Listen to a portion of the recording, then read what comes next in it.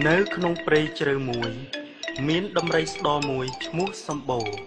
រស់នៅយ៉ាងសុខសាន្តជាមួយសត្វជាច្រើននៅក្នុងព្រៃ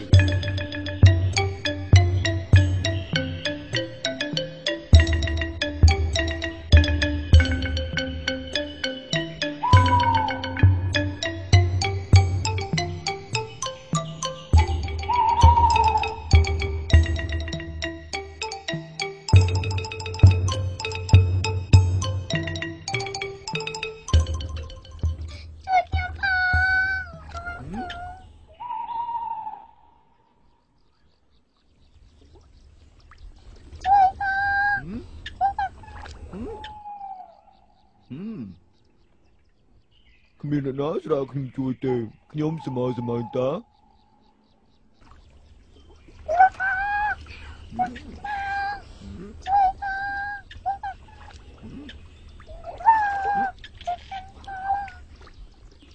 អ្នកណាស្រាវខ្ញុំជួយ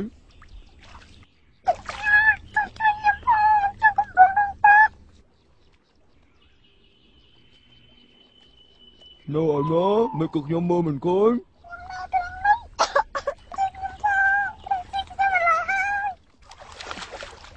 អូខ្ញុំឃើញហើយចាំមកផ្លែ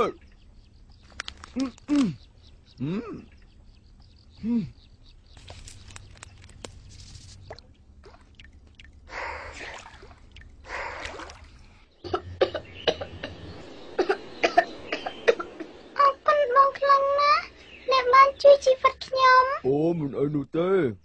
ហើយហេតុអីបានជាបងធ្លាក់ទៅក្នុងទឹកយ៉ាងនេះក្រោយពីពេលនោះមក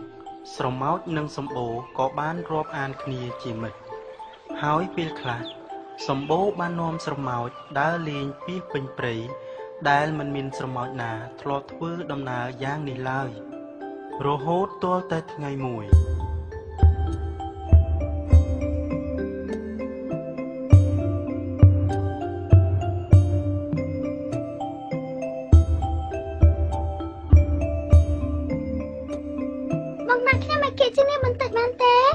អ្វីនឹងមានអីខុសគ្នាទៅមិនខុសគ្នាទេសម្រាប់បងតែខ្ញុំត្រូវដើររំនាទីទៅដល់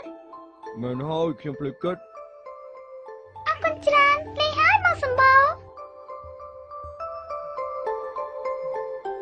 លាសិនហើយជួបគ្នាថ្ងៃក្រោយ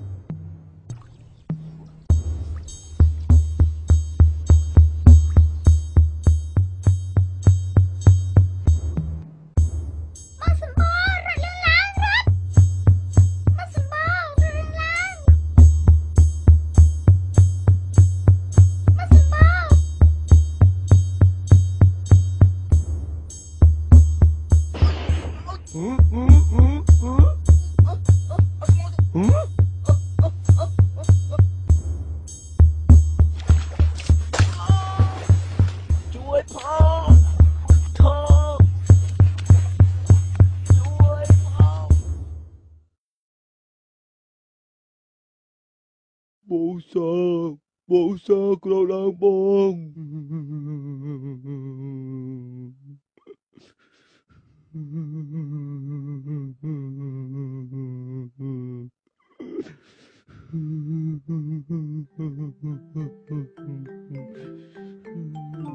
អូបូសា